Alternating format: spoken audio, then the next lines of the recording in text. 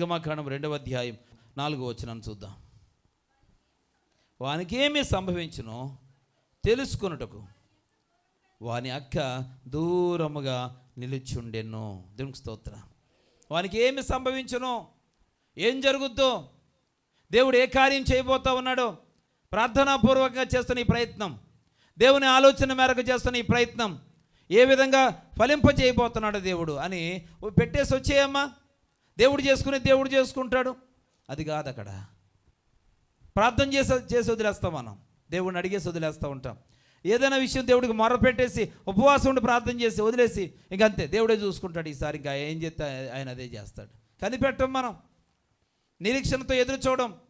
దేవుడు ఏం కార్యం చేస్తాడో పిల్లలు కనిపెట్టేవారిగా మనం ఉండాల్సిన అవసరం ఉంది.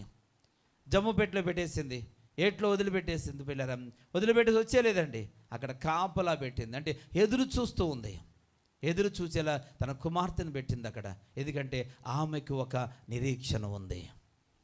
ఎంత దూరం ప్రవహిస్తుందా కాక పెట్టే, ఎప్పుడు దేవుడు కార్యం చేస్తాడు, ఎలా చేస్తాడు పిల్లరా, ఇవన్నిటి కోసం అనాలోచనతో ఉండలేదు. దేవుడు ఏదో కార్యం తప్పకుండా చేస్తాడు.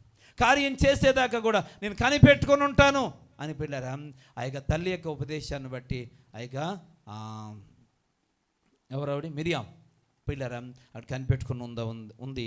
అయితే ఇక్కడ నిరీక్షణ కలిగి కట్టిపెట్టినటువంటి యోకెబెదు అని మనం చూస్తూ ఉన్నాం. కీర్తనల గ్రంథం 42వ అధ్యాయం 5వ వచనాన్ని చూద్దాము. కీర్తనల గ్రంథం 42వ అధ్యాయము 5వ వచనం. నా ప్రాణమా నీవేళ కృంగి ఉన్నాము, నాలో నీవేళ తొందరపడుచున్నావు, దేవుని యందు నిరీక్షణ ఉంచుము, ఆయనే నా రక్షణకర్త అనియు నా దేవుడనియు చెప్పుకొనుచు ఇంకా నేను ఆయన ఏం చేస్తానంటే స్తుతిస్తాను. నా ప్రాణమా దేవుని యందు ఏం కలిగి ఉండాలా? నిరీక్షణ కలిగి ఉండు. పిల్లరా, నీ జీవితంలో దేవుని యందు నిరీక్షణ కలిగి ఉండాలి. ఆయన కార్యం చేసేదాకా ఎదురు చూసేటువంటి వ్యక్తిగా నీవు ఉండాల్సిన అవసరం ఉంది. మరొకసారి ఆ మాట చదువుదాము. నువ్వు ఎందుకు కృంగిపోతా ఉన్నావు, ఎందుకు తొందరపడుతూ ఉన్నావు? దేవుని యందు నిరీక్షణ ఉంచు, ఆయనే నా రక్షణకర్త. వీళ్ళ నాలో నువ్వెందుకు తొందరపడిపోతూ ఉన్నావు, ఎందుకు తొందర పెడతా ఉన్నావు, ఎందుకు అశాంతి కలుగు చేస్తూ ఉన్నావు? కనుక నువ్వు ధైర్యంగా ఉండు, నువ్వు నిరీక్షణ కలిగి ఉండు, ఎదురు చూడు. ఖచ్చితంగా ప్రార్థనాపూర్వకంగా ఎదురు చూస్తే దేవుడు తన కార్యాలను జరిగిస్తాడు. హల్లెలూయా. కనుక నా ప్రాణమని వేళ తొందరపడతా ఉన్నావు అని దేవుని యందు నిరీక్షణ ఉంచు, ఆయనే నన్ను రక్షించేటువంటి రక్షణకర్త. దేవునికి స్తోత్రం. కనుక నీ రక్షకుడైన వాడు నేను ఖచ్చితంగా రక్షిస్తాడు, నేను కాపాడుతాడు ఆయన.